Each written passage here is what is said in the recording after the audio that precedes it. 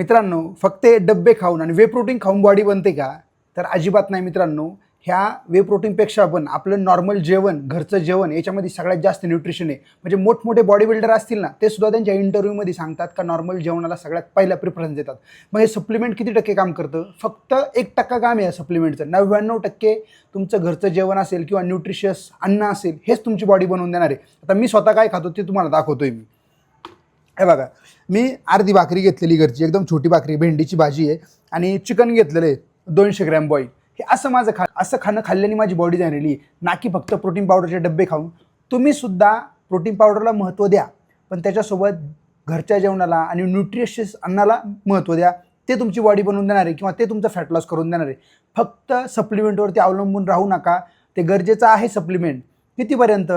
1% role आहे त्याचा. जास्तीत जास्त घरच्या अन्नावरती भर द्या आणि चांगलं अन्न खा आणि फॅट लॉस पण करा आणि बॉडी पण बनवा.